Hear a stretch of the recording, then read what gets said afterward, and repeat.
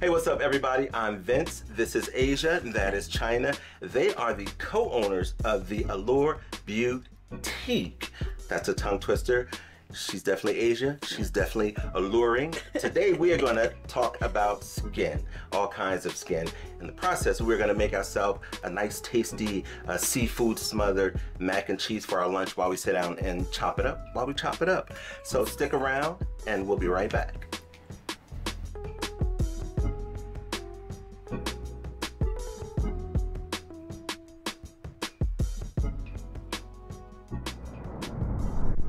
And we are back. We're gonna get started with this seafood mac and cheese. So let's start first with our shrimp. So we're gonna season our shrimp. We have seasoning over there. We have a Old Bay and we have a Cajun spice seasoning.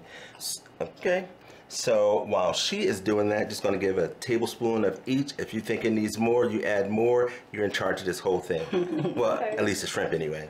Okay. So Asia, tell me, how did you guys get started with your boutique?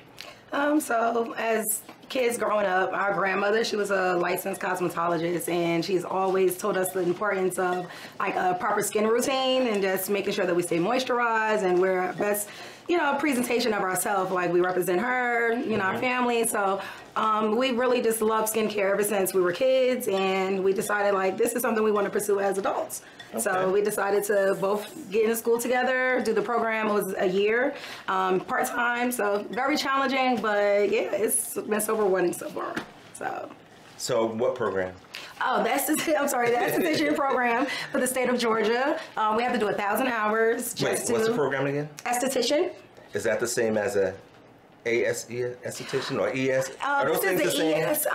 Some people use it like interchangeably, but esthetician with an A usually is within the medical space. So like dermatologists, they will have like these estheticians perform like chemical pills or laser treatments, things like that, like laser hair removal. And so yeah, that is the difference between like estheticians with the A and estheticians like us with the E. We just do like the basics. Basic with facial, we use massage techniques, we use machines as well to get a little treatment plan going. So did you get a license, certificate? Oh yeah. What kind of training? So yes, it was a year training, and then we had to go to what we call state board, and pretty much it was like the fundamentals of the esthetician program. Okay. So we had to have at least I believe an 80 for both, like a practical and a written. And then once you complete both, then you are officially licensed by the state. So, yes. So you guys don't have to do like a residency program or work with somebody? No. It's actually 2 parts of the exam. So we have the hands-on, which is pretty much we go through the drills and everything of like the facial steps and things of that sort. And then the written part, of course, is that's about, 100 questions? Yeah. And yeah, I think you have to pass with maybe like a 75% or higher. So we both were like 190, so okay. We were prepared. You're prepared. Okay. Did you have any training before that, like just your own thing, doing facials and all that kind of stuff, or it's just you found everything once you got to school? That was a mixture of both. We did we quizzed each other. We also our school offered like state board drill classes, so they took us through set up for a facial and state board how this will look, and we had to mock everything how it would be at the actual state board, so that definitely helped. We did a few runs with that. We also quizzed each other, and we also had like some little apps, esthetician apps that we found out about that helped us for the actual written part. Okay. So just a combination of all helped us prepare for the test. Did you find that some of the skincare routine stuff that your grandmother said, hey, you should be doing this, was that part of did you find any of that there, or was it? Yeah. The process, yes. The products used, no. No? Like cocoa butter. Like we all grew up cocoa butter, slapped on your face. Now that we know the actual ins and out of skincare, it's very thick and it clogs your pores, so don't put it on your face. Yeah. So, really? Vaseline too. Yeah. Yeah, Vaseline. But cocoa butter, no? You can put it on your body, but we wouldn't suggest it on the face. Is cocoa butter the same as shea butter? No, they have different consistencies. Okay. I feel like cocoa butter is a little bit lighter than shea butter. Shea butter is actually what we use in our body butter, so it gives you like a more long-lasting moisture effect for your skin. So yeah, right. Nice supple. I'm gonna need you to cut these lobster. Yes. So we're gonna do a bit of a butterfly. So we're gonna turn these this way, and then you're just gonna cut down the center. I heard you have knife skills. I got it. It's there. Hold on. Wait. I got it. Wait. Okay, hold on. Ooh, that's some fingertips. There you go. There you go. You got it. You got it. You can get the best of the lobster. I got it. Hold up.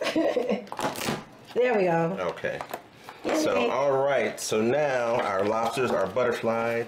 We're going to open this up a little bit and peel the, you can do that one, peel the flesh away from the shell just a little bit. And you can leave it in there because we're going to slide it back in there to get the, to marinate it. There we go. Oh, yeah. Cool. That is cool. All right, so that is that. And so we have everything prepped. All right, and let's get ready to cook this stuff. Okay. All right, so we're going to get to cooking this shrimp. We're going to start with that. So grab the olive oil, give like a really good squirt. Make sure that's twisted on there tight so when you squeeze it, don't make a mess. Okay. I've done that plenty of times, So good healthy squeeze. Yep, give it a second. I'm going to let that warm up. All right.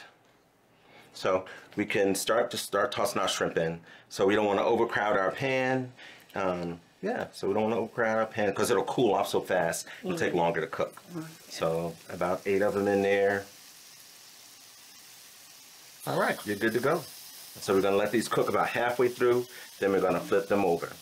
All right, so you said there's a, you gave me the differences between the esthetician, the esthetician, whatever it is, and a dermatologist. For you guys, is there a difference in the type? Is there a difference in our skin? Let me ask that first. Yes. Like, is there a difference in the skin of different races? I'll start there. Yes. What's different? You want to elaborate? Or, okay, so they use, refer to a Fitzpatrick scale in aesthetics. So the Fitzpatrick scale pretty much has like 6 different categories in which it categorizes like the shades of skin. So number 1 being the fairest, like think about, I guess people from like the Irish region where their skin is very fair, very pale, and they may have red hair or whatever like that. They are like very sensitive to the sun, very sensitive or could lead to like peeling and sunburning and skin cancer or something like that. And then think about the number 6 in the category would be somebody like the actress Lupita. Okay. Her skin is very, very melanated. Yes. And so we are more resilient in that shade to the sun. So we don't burn as easily. So, we can just handle a little bit more than the person on the, I guess, the further end of the scale.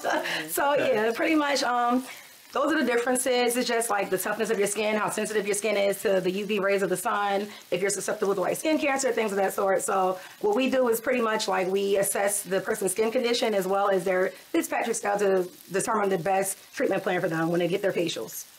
Is there a Fitzpatrick scale for people of color? If those are flipped. Yes, we are typically anywhere between, I would say, 3 to 6. So because we are, do we have our own scale? No, this is like all the scale, like even Caucasian, Asian, Greek, Mediterranean, African American, like this Fitzpatrick scale covers like everyone. So I would say with us melanated people, we would fall within the 3 to 6, right? Because we have light skin, we have caramel, so much variety that we do it all. So that's pretty much what it is. So does the melanin in our skin, does it make a difference as far as the UV rays from the sun? Are we more protected than the unmelanated? I don't want to say it like that, but well, now I know some people of color are still light-skinned people. I don't want to say they look unmelanated, but light-skinned people, is it the same for them as if they were white or unmelanated? You know what I mean? Just say if you're a very fair-skinned black person, are you at the same risk for sunburn as a, say, Irish person? Yeah, you're going to be a little more sensitive than someone of darker complexion, Okay. And so we definitely, everyone, regardless if you're light skin, if you're the darkest of dark skin, so like you have to have a sun protection. So anything we would say SPF 30 and up for sun protection every 2 hours to top it off if you're going to be out for prolonged periods of time is very important because even black people. Wait, so say that again. Even melanated people. Yes, even melanated. We need sunscreen. Like we need sunscreen, all of us. All of us. That was just a preconceived notion that we had before we got to school. We thought that, only, non-melanated skin people need that, but we needed to avoid skin cancer. Like we can get that too. And so the UV rays, that's the risk. Skin cancer. Absolutely. Absolutely. Do we have the same rate of skin cancer as people with less melanin? Is that why people think they don't need it? Yeah, because they're more prone to it, you know. But us as black people don't get skin cancer as often as we do. So. Like, we get it, but it's not as high. Yeah. That's high. Yeah. Is that our melanin, or we just don't get it? Yeah, that's how I want it. So, all right, we're going to take this out. That's our superpower? Yes. Okay. Next batch.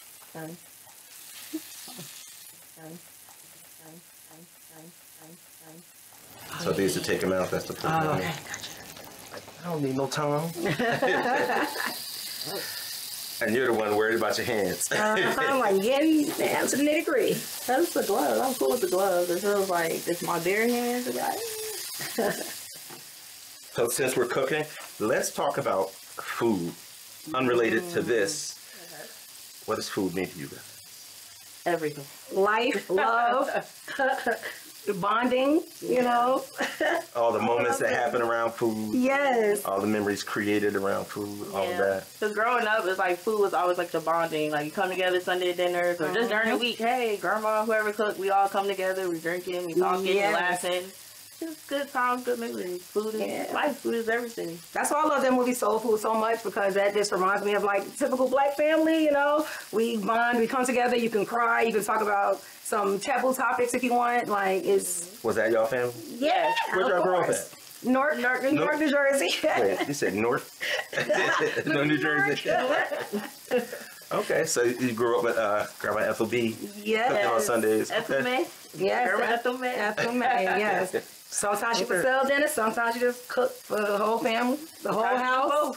Right? Yeah, I remember. I love a peach cobbler. Oh, yeah. That was classic. I love that stuff. Yes. So how does food affect our skin? This is going to be like an in-depth part. So how does food affect our skin? So people might see this like, what, mac and cheese and this oily fish and so on. How does it affect our skin? Like, what happens? Well, and we don't eat like this all the time. Yeah. So you can't eat like this all the time. But when you do, like, how does this affect your skin? Well, with the skin, you can have like things like vitamin C, vitamin E, and these things can come in like fish, like salmon, mackerel, anything that has like omega-3 or 6 fatty acids in it is very good for combating inflammation. So that will help with acne, you know, that will help with just like the sebum production, which is oil production pretty much. We have a natural oil, especially if we're like exposed to the sun. Our skin, we will tend to look a little oily, but that's our skin just naturally protecting itself. So it's like... Is that everybody? Or yeah, that's everybody. That happens with everybody. Everybody, but especially us melanated people, we tend to be more oily. Yeah. That's why people So we're going to flip. Oh, I got it. I got People see people dabbing, oh, my skin is oily. It's like, yeah, because our production is trying to protect Trying to protect itself. So why is it... I'm stuck right here for a second. So why does it seem people with less melanin, they don't use stuff like lotions and stuff like that? It just, maybe you don't see the ash, or like what's going on there? I mean, I haven't known them to use that like the same way we do. Yeah, they don't. Is it visible for us or not visible for them? I think it's more visible. It's more visible for us. Like even thinking about the hair care. Your hair still has like skin in your scalp. So for like Caucasian people, for instance, they have to wash their hair more frequently because it's naturally more oilier. With us, like we don't have that much oil that's naturally like in our scalp, which is why sometimes we have like eczema, psoriasis, or what's the other thing? Alopecia. That's one of the things. Yeah, so we have to do things like put oil or grease in our scalp to retain the moisture. So yeah, there's definitely a slight variance in the way like our oil production is versus like other races. Gotta give a little extra TLC to our skin. Should we, for our scalp? Scalp and our face, yeah. Being that we have so many different textures right here, we have curly, we have wavy, so it's kind of harder for the moisture to get down to the hair bulb and the root. So that's why we have to have extra switch to the next one. Have extra care for our hair and skin too. Yeah. So should we, same head, should we treat the scalp, the skin on our face the same way we treat the skin on our scalp? Like how do we treat it different? Yes. So should I have a separate like gentle wash solution for my face versus my scalp, or should it be kind of the same? It should be the same. Now if you have, like you said, eczema, of course you would need like a specialized shampoo for your scalp. But overall, treat all your skin the same. You make sure you're exfoliating, which is getting rid of the dead skin cells. Make sure you're retaining moisture, adding moisture. You know, have your water intake. That helps a lot. So yeah, it's Pretty similar. So for us as people of color, for our, like you said, cocoa butter, was it cocoa butter or shea butter? The one that blocks your pores? Both. They both On do. your face. But On your cocoa face. is less. Like, So should we, as people of color, should we be using like hair oils, like that Blue Magic grease and all that stuff? Should we be using that on our hair? I would say use it sparingly because sometimes like it. That would- I would do a thin layer only because it's Yeah. so thick and it can block your pores, which will also cause the buildup in your scalp. Yeah. And I know growing up, I had that Blue Magic, and as I just got older, I'm like, it's a little too thick. Now I tend to do more oils. And then I'll have like a mister, like a hair mister, like these different things. But I'm like, the Blue Magic's gonna usually use it sparingly, just like a thin layer because you don't want it to be caked up, and then you have dandruff and.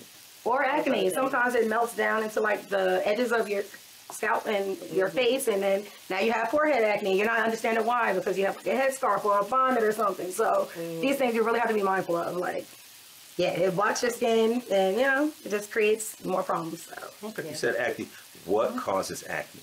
I know you said it before. I just want to hear it again. It's a combination of everything, like your diet, stress, genetics, environmental So you can be factors. predisposed to acne? Oh yes, absolutely. Like I would say like we get it from our moms. Yeah, my mom's side is more acne side. Yeah. I mean, now that I'm older, my acne's calmed down, but hormonal things come up. But other than that, it's like you be predisposed to the genetics. Yep. Like my dad's side, their skin is like smooth and clear, no hyperpigmentation, no marks, no enlarged pores. They're kind of like balanced, normal skin, and then my mom's side is more oily, acne. So Yeah. we're like in the middle of both. Yeah. Because it's different skin types. You have the normal, which is properly balanced. Then you have combination where you have some oily parts, but then some are okay and balanced. Then you have super oily, which is like you're very acneic. Yeah, your whole face is.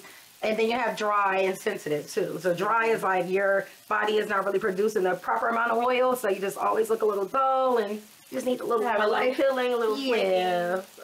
Is there something you can do for that? And like, would your diet help? Do products? Like, how do you deal with like dry skin? Water intake is the number one thing that can improve your elasticity, the moisture level in your skin. You just have to be able to intake water, and then also with hyaluronic acid is like one serums of the are good. yeah, serums for your face. Very moisturizing. What is that? Just like pretend like you're trying to, like, I don't know, and I really don't know. Like, what is that? I would say hyaluronic acid is like I heard acid, I'm thinking burn. I don't know. It's very soothing and calming. It's basically like a deep conditioner for your hair. It'll be the same for your skin. Like, it'll give you like a nice, you put it on and set it in, and it gives you like a nice plumpness. Makes you look nice and moisturized, and it adds moisture to you, so you look more youthful instead of dull and dry. Now, since we all have different skin, how do we know what our normal skin is? Like my normal way my skin is, of course I'm glowing, but how do we know what our individual normal is for our skin? Is there such a thing?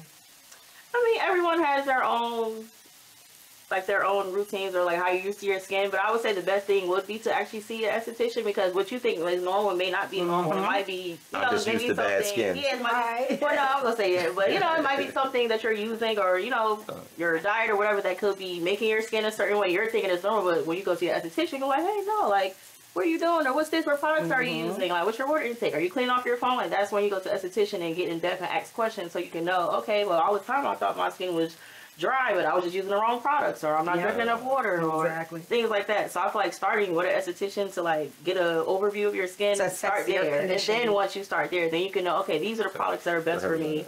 These are the products that's best for me, and you can kind of see the progression from there. Okay, so your esthetician would be basically not the dermatologist or doctor, but the person that will help you say, okay, let's get you to where your skin, this is what it should be, so you'll know, versus, I think I look good, but you look a hot mess. So, I don't say that. Because like, your skin is not that. You look better. You wouldn't say that. Like, you look better. So I heard you say something that was interesting. You said, "Oh, maybe you're not cleaning off your phone." What does that mean? Everyone got their phones in their hand all the time. You're touching doorknobs, you're touching the car steering wheel, you're touching everything. You're touching your phone. Our phones have the most bacteria on it, and we don't even think about it because we're always quick to pick it up. So at least once or twice a day, take a Clorox wipe, any type of wipe, antibacterial, anti-fungal, whatever. Wipe your phone down. So you can wipe your remote. Putting the germs Clean your on pillowcases weekly, sheets. Yep, at least once a week. If you have bonnets, scarves, wash those. Like anything that's coming in contact with your face, make sure it's clean, because that can cause the acne and the breakouts, the inflammation and things. So So does our skin, how do I say, like your face is more exposed to the sunlight. Oh, yeah. So the rest of us is covered up. Does our skin, does it adjust for that? Like skin on the rest of my body that's covered up, is it going to respond and react the same way as my face? If I'm using the product, my face or the rest of my body that's not visible to the light, does it respond the same? Well, the skin of your body is a little tougher. Yeah. So the skin of your body, let's say your body skin. The skin of your body is a little more resilient. With our face, like I said, since it's in the sun, you're in contact constantly with the elements. It's a little more sensitive, a little more TLC. Yep. But still, for your body, still, of course, exfoliation. The typical process, exfoliation. Make sure you're moisturizing. Yep. Make sure if you do have problem areas, you can still mask. You can still do pills. You can do anything you do on your face and your body. You can do a body pill. Yeah, I've done body pills. Yeah. But A body peel. Yes. Stop right there. All chemicals. Really? The whole All body? chemicals, yeah. Did it hurt? Was it like getting a tattoo? no. Oh, I It might be a little sting, like, not even like, It's like a little. I kind of think of what I compare it to. I won't say a pinch, but a pinch might be a little too much. Somebody's pinch might be a little harder than others. So I Oh, can't that's say that. true. Does it feel like if you shave that little scraping of the skin that you get from the razor? No? I Okay, don't we're gonna know. flip. Yeah, well, it depends. Not that intense? Not that. It Yeah. shouldn't be that intense. If it's that intense, like a little then your prickly. barrier is compromised. Like you have been stripping your barrier, or using the wrong products, you've been overexfoliating. It shouldn't be that intense. Yeah. So that means if you do have that reaction, then that means you've been doing a little too much with your skin. And when she says barrier, everybody has like a natural skin barrier. Our pH is like 4.5 to 5.5 for the acidity of our skin. So anything that's below or above that is kind of like unstable. And because of that, that will, have us react certain ways to certain products that we use, cleansers or toners or vitamin makeup. C. Yeah, makeup. So It's yeah. best to find out about the type of makeup you're using and all that prior to. And using a toner, that does help balance it too, that 4.5 to 5.5. What's a toner? A toner is pretty much like, I ran out. that's the step that comes after you cleanse, and yeah, that is basically to get your skin's natural barrier back to 4.5 to 5.5 level of the pH scale. So yeah, and then after that, then you're able to go in and do the serum and do your moisturizer and pretty much complete your skincare routine. So Sure. toner. What's the point of the full body, what do you call it, peel? What's the point of, like, why get that done? So you can get it done, because I know me, like growing up, being a kid, you fall, you get marks on your legs or whatever. So if you have like certain just marks that you're unhappy with, or you have a little eczema, you can just, depending on what you're trying to address, you can do a body peel to lighten up that area so it's not as prominent. So you're not feeling like, oh, my legs look dark, I have all these scars and things. So that's pretty much what the body peel is for. You can peel it, you can peel your face. I put a peel on my underarms. You can, just to brighten it, basically. to brighten it and help your Didn't somebody texture. make a song Improve your about texture. She's So Vain? He peels your underarms? Yeah. It's for the texture. You want it to be either smooth or you want it to be brightened. Yeah. So. And I can say for me personally, because before we got into the aesthetics program, we were doing things that we didn't know, using razors. I was a chronic razor user, so it creates, the darkness and the bumps and stuff. So trying to basically repair the damage that I previously did in my younger years before aesthetics. So that's the reason why I was really doing it. You throw that butter in there, give another squirt of olive oil, and then we're going to throw the butter in. Both sticks or what? Both. Okay, I like both of them. Both. That's good. Good. Yep. I'm not going to be heavy-handed. That's all right. All right. And once you drop this in there, we are going to take a little break, finish cooking the shrimp, the lobster, and get everything together. And we're going to come back and sit down and continue this conversation about our skin.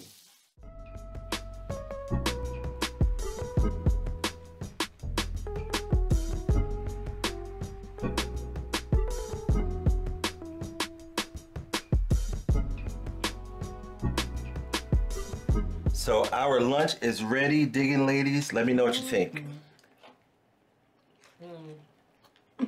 So good. Yes, it is. It's amazing. Oh my gosh. Delicious. You did that. No, you did that. Is this bad for your skin? Yeah, maybe the dairy. Maybe. You can have a few cheat meals from time to time. Do you think because black people have, they created mac and cheese and all that kind of stuff. Do you think that has affected our skin in America differently than other places in the world? Like our diet, does it affect our skin differently than other places in the world? Oh yeah. If you look at like Korean skincare, they're actually more advanced. Their skin is actually more like supple, plump. They don't really have much like acne or inflammation like we do, and it's based on our diet. It's based on also like the type of products that we use too. Certain things I guess have to be regulated by like the FDA, so it might be certain chemicals or formulations inside skin products overseas versus what we use here. They may have an advantage on us. So when you guys treat your customers, do you have, I know it's obviously different, but I have to ask, is the treatment for men different than the treatment for women? Like say a facial, for example. Overall, it's the same, but depending on, I'll say, like, what the guy does, if he does a lot of outside work or, like, warehouse things like that, then you try to be a little more, I don't want to say abrasive, but try to be a little more attentive because they're out in the elements and they can be susceptible to, like, anti-aging and things like that, so. also one of the top things for like facials for men, beard treatment. We use a beard treatment. So beard, like you drinking beer? Beard. Oh, beard. Okay. Beard. It's a Newark accent. Sorry. Yes, accent. But we use like a high frequency machine, which is like a wand, and it has like argon gas in it. It lights up and it has like this buzzing sound, but it's using ozone to like kill the bacteria in their beard, so that way you won't be as susceptible to like ingrowns or any breakouts. Yeah, any breakouts in your beard area. So that is something that we incorporate for men when they get facials. If we see that they have facial hair, we would add on for them to specialize in that treatment. So Okay. So for men that shave, what's the skincare like? What do you guys do for guys that shave? You tell them stop shaving. Really? Man, I'm sorry, I put it in my mouth. But, Oh yeah. Take your time. Man, like I said, with us, me and melanated, we have thicker hair, and we're more susceptible to ingrown. So shaving is like the worst thing you can do for us because our hairs are so thick, so they get trapped under the skin and causes more ingrown. So we suggest waxing. Okay. Even men, if you can wax or whatever, or even use like a mild trimmer, but actual like razor. No, don't use razors. Don't shave below the surface of the skin. Would that be recommended? Like keep the shaving above the. Yeah, keep a little, like you said, above. Yeah. So not being funny, but what about women that have facial hair? What should they do? Like Wax. wax, don't shave. we also have dermaplaning. Isn't that shaving? Dermaplaning. It is shaving in a sense. It's like the vellus hair that's at the surface of your skin. Vellus hair? Vellus is like the peach fuzz type of hair. Oh, the baby hair. So you have vellus hair, and then you have like terminal hair. Terminal hair is like the thicker hair that's very noticeable and prominent, where you can like get laser to remove it, or you can wax it, or you can shave it. But with dermaplaning, we are using like a medical grade scalpel, and we're actually like removing the vellus hair as well as the exfoliate. It's like an exfoliation step too. You're removing dead skin, so you get 2-in-1 for the dermaplaning. Okay. Do you need a saucer to move some stuff off the top? Move that lobster off the top? Oh, you're good. Oh no. Okay. Okay. So would you recommend dermaplaning for women with facial hair? I would say so. That would be better than, or would you recommend waxing? Like if they want to address the hair. I would personally say dermaplaning. From my personal experience, like I'm a hairier individual, so like I have like sideburn hair, and it's times where I did experiment and like have a waxing done. When the time for the hair to grow back, it had like ingrown hairs, and I had like a bad breakout. So I prefer dermaplaning because it didn't like pull it from the root. So that's the difference between dermaplaning and waxing. Dermaplaning is just removing it from the surface. When you're waxing it, you're pulling the hair from the follicle. So when it grows back in, then the ingrown happens. So I would say dermaplaning. I think it depends on the person too, because I get waxed and I don't get a lot of ingrowns, but she'll get ingrowns. So it just depends on the person too. How often do you need those treatments? Like if you get waxing or dermaplaning, how often do you need to get that Every done? 4 to 6 weeks. Yeah. Oh, so it's just ongoing. With waxing, does that cause the hair to stop growing? It won't stop. It will slow down. It'll thin it out eventually over time. Yeah, slow down the eventually growth. You're probably going from 4 to 6 weeks. Okay, I can maybe go 6 to 8 weeks, like maybe 6 months down the line. Like it'll thin it out, but it don't like stop it. Stop the hair growth. Okay, and we're digging in. Yeah. It's so good. It is. You guys did good. I can't stop. So when y'all inviting us over to eat? Right, like I haven't really been cooking as much as I used to, but I'm used to cooking. now this is inspiring me to get back in the kitchen. A food-related question. What is your favorite food experience? What's something like when you think of food, oh, I remember that time I went here, it was just so amazing. When we went to Illegal Seafood, they had the best seafood. They closed now, but they have one in Jersey, I think at like Short Hills Mall. Short Hills Mall. But Illegal Seafood, it was like the best seafood. What do we have? Like the crab dip. It was just Amazing crab the dip. ambience was nice. The food was amazing. The drinks were amazing. It was just, I'll never forget it. And I was so sad when I found out they closed. I wanted to cry. Why did they close it? So I guess we gotta try the one in Jersey. And that was the one that was here. I think it was like off of Peachtree or something. I can't really remember, but And that was a few years back. I know that my favorite experience was like when I went to Vegas, and I think I stayed at Planet Hollywood Hotel, and they had like this restaurant called Planet Dailies, and it was just the best French toast that I ever had. It was like they used this batter, but it was like, I don't know, it was just so flavorful. It didn't just taste like cinnamon and nutmeg. It was like sweet too. Like, I don't even know. I think it was like a creme brulee batter or something that they put on it, and it just blew my mind. I was like, oh, it's so good. That sounds good. Yeah. So that was, yeah. I said I would go to Vegas and make sure I go right back there to get that. When you travel, do you keep the same skin care routine? yes. I ramp up like the sunscreen application more if I'm on vacay, but yeah, same thing. Yep, you have your cleanser, toner, serum, moisturizer. I mean, we do say mask, but you can mask once a week, so you can kind of like change it up a little bit. And what's a mask?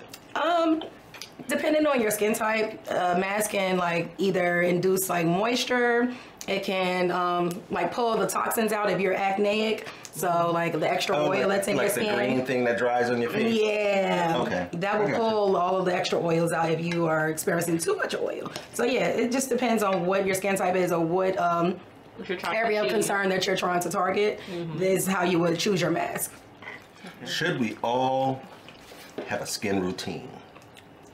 Like if you were going to recommend a skin routine for me, I mean, I know you guys haven't done a facial or anything, although my skin looks amazing. It does. It does. Agree.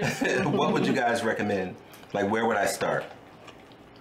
Like, you know, if I don't know what to do, what's the first thing I should do? I should get these products. I should do this. Include this. Like, what's on my list? Like, just a generic for like most people. Yeah. Men and women. Just a basic cleanser that's overall more like a sudsy cleanser. They'll give you a deep cleanse. Foamy. Yeah, foamy, sudsy cleanser for everybody. So you would say more like a gel or a foam cleanser. It's general. Yeah, just to give you a nice clean slate. Of course, a nice toner, general toner. Something that's mild, can have like moisturizing properties, or I say it depends on the skin, but yeah, that's the You basic. can usually get with that. like rose water too for like your toner. We like what is it? Heritage Store. Heritage. Yeah, I know it comes in a pink bottle. It's rose water toner, and it's like so soft, and I don't know. It's just the smell is just so light and Very it's gentle. Yeah, very gentle on your skin, and all skin types can use it. But that is one of the best toners that we can Definitely recommend. an exfoliant. We recommend exfoliating at least 2 to 3 times a week, and that's just to get the dead skin off of you, give you a nice refreshing glow, and allow your other products and things to penetrate as well. Right, because you're unclogging the pores by doing that. And then a nice moisturizer and sunscreen, of course. And is that for my entire body? Or just my face? Just your face. Yes, your face. Yep. Now, you can still cleanse if you have like a general cleanser. You can use that for your body if you want. And then exfoliate. I use like exfoliating gloves or like the little body brushes. So that could be exfoliant 2 times a week. And then like look, our body butter can be the moisturizer. Let's talk products. So your product is a body butter. Okay. What does it do? Like, what is it exactly, and what does it do? Our suggestion is like using it directly like when you come out of the shower, because like you already have damp skin, so you're able to lock in that moisture and put it, put this on right afterward. And I kid you not, within a week of using it, your skin is just gonna feel, your texture is gonna be very supple and smooth like a baby, like for real. And we were just like, oh my God, we couldn't believe like how soft it is. It's like, it just makes you wanna, just keep massaging yourself. Yes. It's like, you can feel see the air and feel it in it when you, like, it really feels like whipped butter. Did you guys come up with this product? Yes, like we handcrafted. Each batch is made with love, and yeah, we just did our research on like the best ingredients to get it the way we want, because a lot of people have body butters out there that are like solid, and it reminds you of the consistency of like coconut oil when coconut oil is like hard. So it's just like, this actually goes on like, it looks like buttercream frosting. It looks like I don't know, it's like a souffle. I mean, I think I have one that's open so we can kind of like see it or do it. Oh, maybe maybe it's in one. I don't know. I'm not sure, but I'll buy it. Yeah, like if one of them is yours anyway. So yeah, you can take a. See how light that goes on, and it melts, like the melting point of your natural temperature of your skin. Yeah, I'm telling you, you're gonna be hooked. And we have like vanilla essential oil in it, so it's like a light smell. Yeah, because we wanted it to be unisex. We wanted men to not feel like, oh my gosh, it smells like a woman's perfume, or it's just something that everybody can appreciate. It spreads easily. You have people with babies use it for their babies. Yes. I can see the difference in the sheen. Exactly. And I had a coworker, she actually bought some. Her daughter is like maybe 9 months old, and her daughter has eczema, and she said it helped her daughter already. So, and that was just one jar. So I was like, yeah, we really put a lot of thought into it. And, this is one of many products. We're going to eventually get scrubs going. Like body oil, like shimmer oil, things of that sort. So, yeah. Stay tuned. Right. Are there any products out there aside from cocoa butter and shea butter and all that that you guys say steer clear of? That you say under no circumstances use this? You don't have to say the product name, but a type of product that you would say don't use this. It's just bad for your skin. I mean, I've heard things about like some people are doing skin bleaching, right? Like I just heard that regular bleach. No, I guess it's like some type of powder or formula where they have to mix together and like apply it on their face. I've heard about that, and I've heard mainly it's probably in like some Caribbean regions they might practice that, but that's the only thing that I can think of that is abrasive, and I wouldn't recommend for your skin. Because we don't know exactly what type of carcinogens and things of that sort that can lead to skin cancer or other, interactions. So, yeah. Do you guys ever deal with people that had cancer treatments and things like that?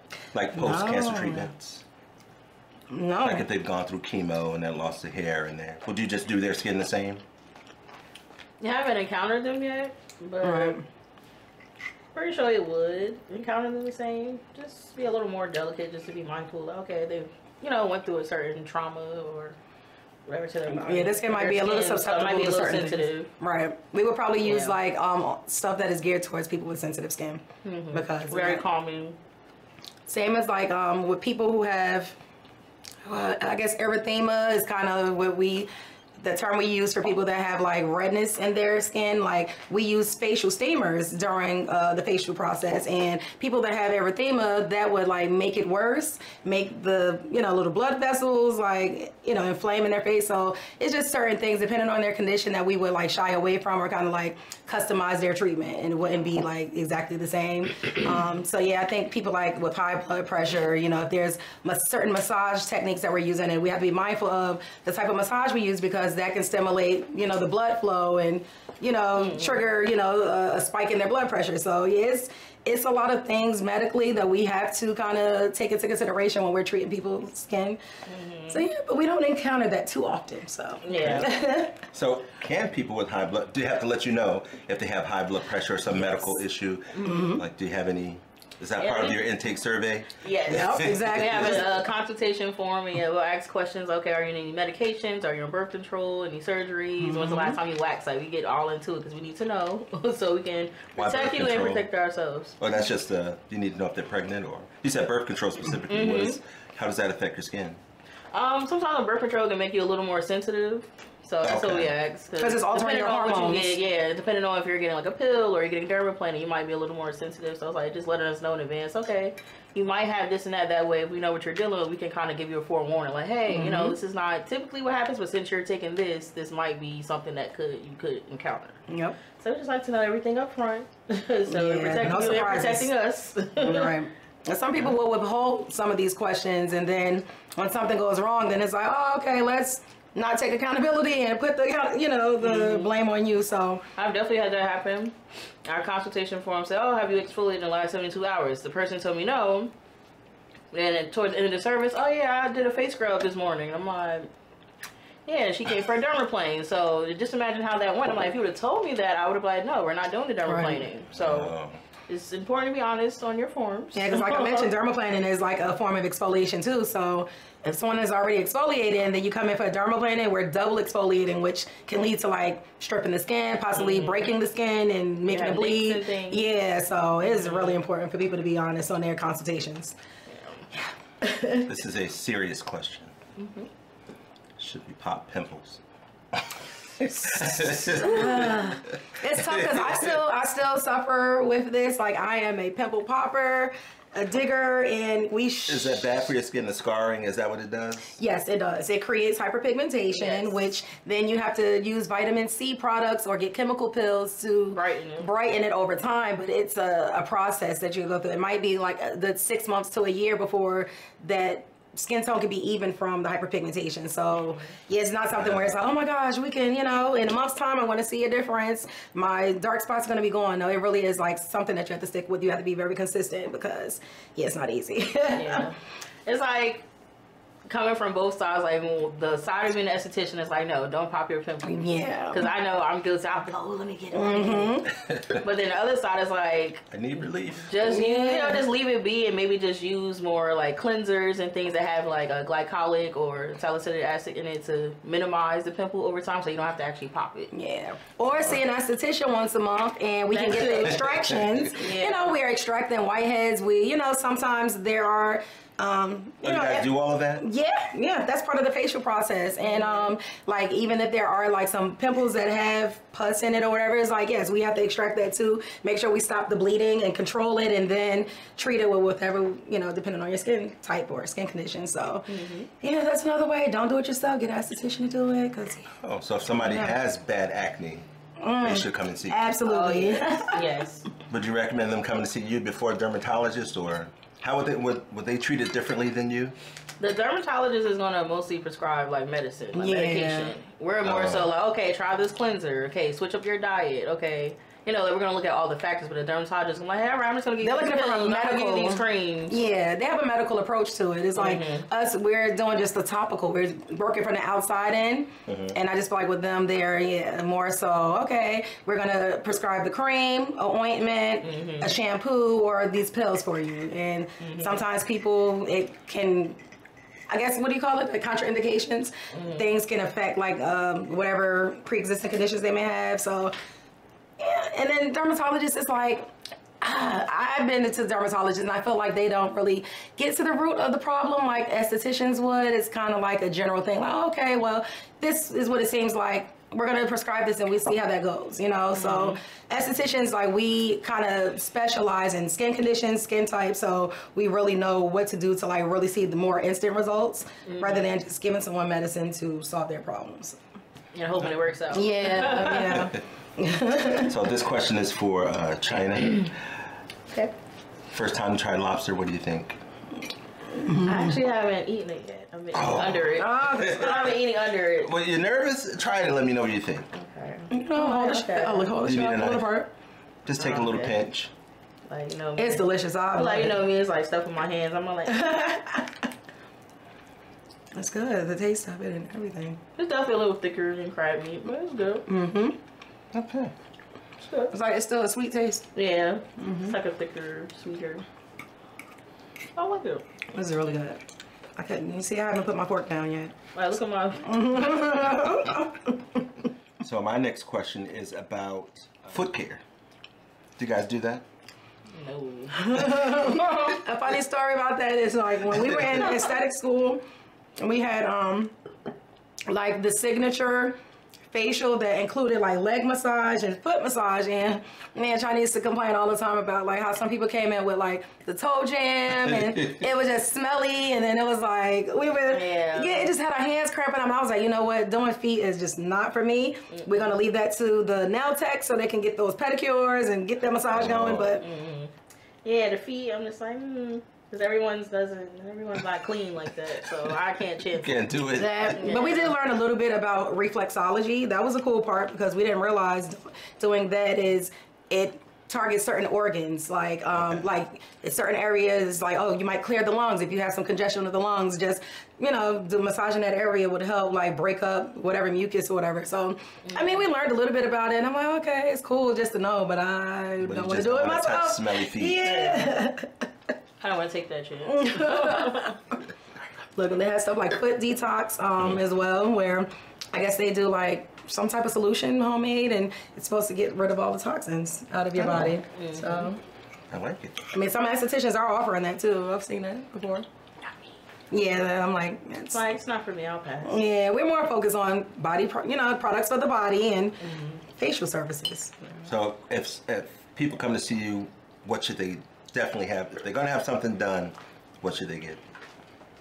A signature facial, because that is the facial that we incorporate massage. Like we do hand and arm massage. We do like, this is called a décolleté. So yeah, basically it's like your shoulder and chest area. And you know, that usually happens when the mask is on. So they already have their eyes covered. We already have like the whole vibe going, music, the mood lighting, and we're just giving them a massage. So it's just a very therapeutic experience for them, as well as them treating their face. So that's one of our top sellers that we suggest. Or our back treatments. We love doing those too. Yes. Because it's like pretty much a facial for your back, and we're giving like a massage to your body, and you just... You can add hot rocks to it. Yeah, the hot stones. Yeah, so you get the works. What does that actually do, the hot rocks? Like what is... It's just like a warming sensation, like say if you have like any tension or stiffness or just, you know, it just... Relax the area with... Yeah, like it is...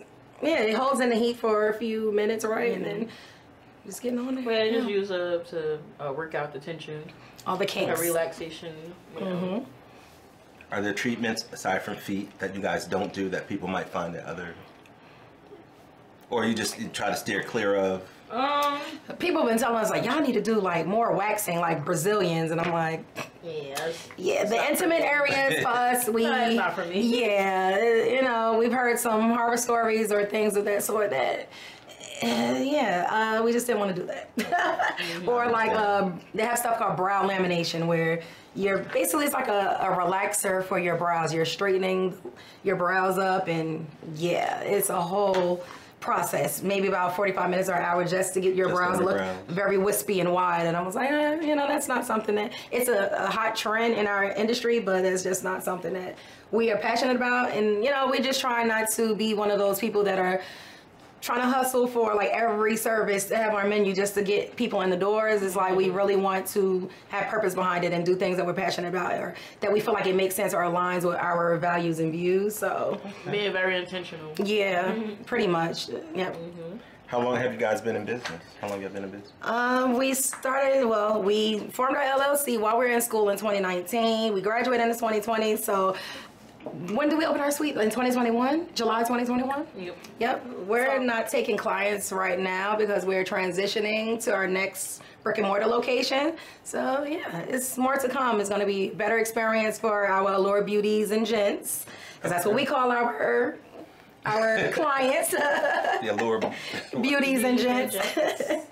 So yeah, right now we're pushing these products out, and yeah, it's gonna be more. What are some pros and cons of owning a business like this? I know the Brazilian wax is definitely a con. Yeah. But what are some of the pros of having a business like this? Inconsistency. Like sometimes you just have slow season. Most people, I guess in the summertime, they're going on vacation. They're worried more about their look, their aesthetic. They're going on beaches, you know, photo ops on social media. So people are more prone to come in and get facials and things. Or like maybe in the wintertime too. Like would you say when people are going on not vacation, but spending time at home on the holidays, you know, people just want to have the extra look and take care of themselves. So yeah, there's just spurts of the year that we see an uptick in business, and then there's times where it's like, oh, okay, like nothing's really going on, you know? I really think what it is that skincare is fairly new to us melanated people, and we don't really see it as a need. We see it as, oh, I'm just gonna go every once in a while and just get some relaxation. But I'm like, you make sure you go every 4 to 6 weeks to get your hair done and get your nails done. I'm like, your face is the first thing someone sees when they see you, so why not take care of that? But it's like, it's still new for us. So I also feel like that's a part of the business that's kind of inconsistent, because you'll have people that'll come, oh, okay, I'm gonna come get a facial, then it might go 3 months and not come back. But you see them get their nails done and their hair done, and I'm like, it's your face. And you only get one. Yeah, then the problems are returning because they're not being consistent. So I just feel like for us it's new, and then, you know, I guess people have different financial situations. It's understandable, but it's just, I just think we all just need to get on board with this. We need to just take care of ourselves across the board. So do you guys have programs where people come to you guys and like, okay, you give me my skin routine and I come back, and I mean like a paid counseling kind of sessions for people? Oh, like consultation. We did have that on like our spa menu. Not too many people purchased it, but that is included with every facial that we get. We always do a skin analysis. We have like a mag lamp. There's like a magnifying glass. It's a bright light, and we're really doing a deep dive in your skin. We're telling the client what they see, what we see, and what it is that they need to do in order to get that. Or we even just talk with them about like their diet, or, you know, is there stress or anything. Products are they using? Yeah, okay, what what's your problem areas, or what do you notice about your skin, or what would you like to change? So just having conversations and making suggestions, just helping them get to that overall goal. Everyone wants glowy, pretty skin, but I'm like, okay, well, what are you doing to get there? So are there things that, like, when you look at somebody's skin, can you see this problem here as a result of your diet, or this problem, you know, you're stressed out a little bit? Can you see that in people's skin? Yeah, the main thing is not enough water. Everyone, it shows right here in the forehead. You have a lot of lines, and it just looks very like dry, and I don't know how to explain. Yeah, like so you look at her forehead. That's the first question. How's your water intake? You're looking at me. I'm rubbing. It could be better. That's the first thing. It could be better. I might not mind you. We're all guilty just because we're estheticians. I mean, do everything by the book. We try to because we're human. But I always tell people, just drink your water. Just try to drink at least half of your body weight in water in ounces. That's a lot of water. It is. It is. It really is. For a slender person, that's a lot of water. It turns people off too. I mean, like I said, I'm human. I'm gonna be honest. I don't do it, but I would love to. But you know, you can definitely see a difference. I mean, I feel like at least 8-ounce glasses a day, 64 ounces. Yeah. At least I would say that's the baseline for just about everyone.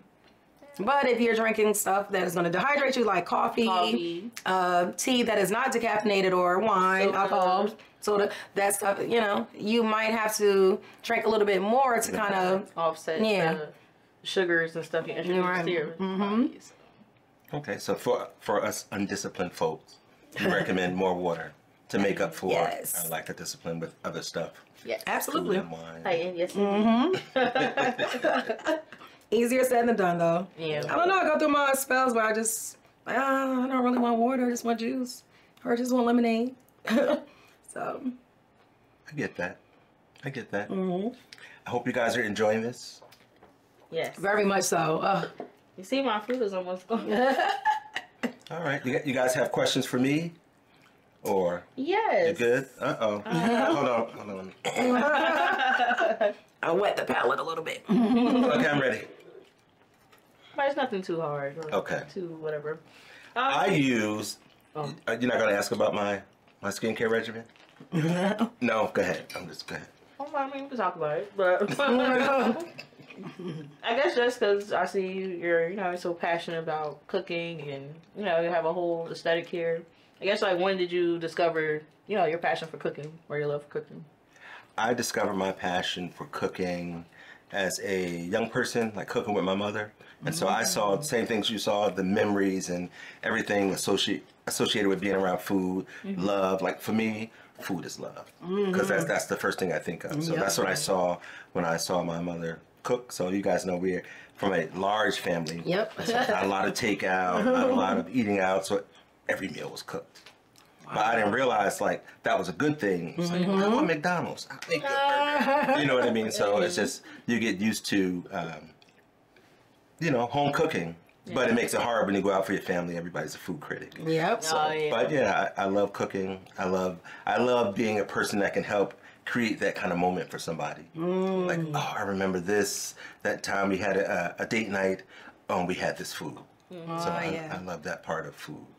Yeah, that's me now. That's my passion for food. I love like doing that and creating that, and because I don't know, some poet said, you know, we don't remember a whole bunch of stuff, but we remember moments. Oh yeah, for so sure. we don't remember the days, we remember like the little moments that happen. So yeah, Absolutely. I like that. That's my passion. Okay. Because sometimes, like, because we all have passions, but it's like sometimes depending on our mental state, it can kind of get in the way. Do you ever feel like sometimes it's like, oh, okay, like I might not feel as motivated to cook, or, you know, I want to do a little bit more takeout than cooking? Because I know, like, with us, sometimes, like, we know that we should be doing a daily facial routine, but depending on my mental state, or if I'm just tired, I'm like, okay, I'm not going to do it today. I'm going to skip a day, and I'm going to do, you know, another day. Do you feel like that with cooking sometimes, or? No. Okay. I'm gonna. My T-shirt is coming out, and you guys can be the third and fourth people. It says, "My oven is my therapist." Oh, I like that. Okay. And so for me, cooking is therapeutic. It's you know, it's, and you know, I don't have to be alone. I enjoy cooking with my family. That's like one of the most amazing things. But I like, you know, when you're done, you know, it's always big for me having children, all that. We would always sit down and have dinner together as much as possible. And so it's like those kind of memories and all of that, like around food, that are important to me. Plus, when I go out to eat, I'm such a harsh critic. It makes it hard to go out. Like, I know I get in line in a drive-through, and if they're not quick with the service, I get out and I ride off. Yeah, that's how I am too. I'm impatient. It's supposed to be fast food. Right. Like, And then when you drive off, you look in your little bag, like, I could have made this at home, you know. Or you're missing something, they didn't even get it right. Yeah, you know? so, well, yeah, it's okay. I enjoy cooking. Like, I really enjoy cooking. I'm food curious. I like knowing about food. I like different types of food. I think food introduces us to different cultures. Oh, yeah. Like food from wherever it's from. I like knowing where food is from. You know, we have a little garden in the back, and all that kind of stuff. So, but yeah, I like food. So I'm trying to be healthy and kind of grow some of my own food. Yes, I love it. Get my skin to look like y'all's. Oh, man, it's still a struggle, man. You know? But yeah, I love cooking. So hopefully, I think I'm as passionate about cooking as you guys are as with skincare. Okay. So I can understand that then. Yes. That's it for me. Oh, Yeah. yes. Oh yeah, for sure. So, wow, it is our goal as always to share good people, good conversation while enjoying good food. We hope you guys enjoy this, and we will see you next time. Bye.